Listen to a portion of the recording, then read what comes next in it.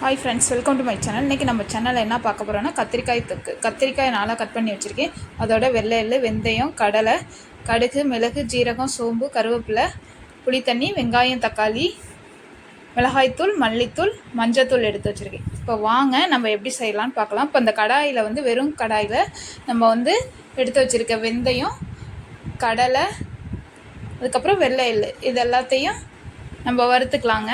வெறும் வானலியில் வறுத்துக்க போகிறோம். வறுத்து எடுத்து வச்சுருக்கோம். இப்போ இந்த கடாயில் எண்ணெய் ஊற்றிட்டு எண்ணெய் காய்ச்சதும் நம்ம இந்த பாருங்கள் 4ஆக வகுந்து வச்சுருக்க கத்திரிக்காய் இதை போட்டு நல்லா வதக்கிக்கலாங்க. நல்லா வதக்கிக்கலாம். இப்போ இது ஆறுனதுக்கப்புறம் மிக்ஸி ஜாரில் போட்டு பொடி பண்ணிவிட்டு நம்ம கொஞ்சம் தண்ணி ஊற்றி அரைச்சி எடுத்து வச்சுக்கலாம். இப்போ நல்லா வதக்கின கத்திரிக்காயை எடுத்துக்கலாங்க. இப்போ அதே கடாயில் நம்ம எடுத்து வச்சுருக்க சோம்பு, கடுகு, ஜீரகம், மிளகு இதெல்லாத்தையும் சேர்த்து அதோட கருவேப்பிலையும் சேர்த்து தாளிச்சுக்க போகிறோம். அது பொரிஞ்சதும் அதோட நீளமாக கட் பண்ணி வச்சுருக்க ஒரு பச்சை மிளகாய் அதையும் சேர்த்துக்கலாம். அப்புறம் பொடியாக கட் பண்ணி வச்சுருக்க வெங்காயத்தையும் சேர்த்து நல்லா வதக்கிக்கலாங்க. இப்போ தக்காளியையும் சேர்த்துக்கிறோம். சேர்த்து நல்லா வதக்கிக்கலாம்.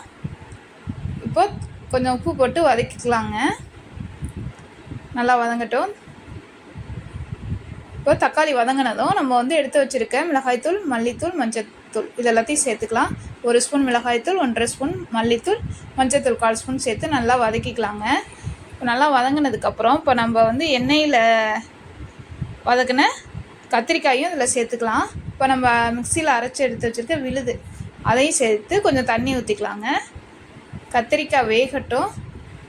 நல்லா மிக்ஸ் பண்ணிக்கலாம். இப்போ கத்திரிக்காய்லாம் நமக்கு வெந்துருச்சு. இப்போ நம்ம கரைச்சி வச்சுருக்க புளித்தண்ணி இதில் சேர்த்துக்கலாம்.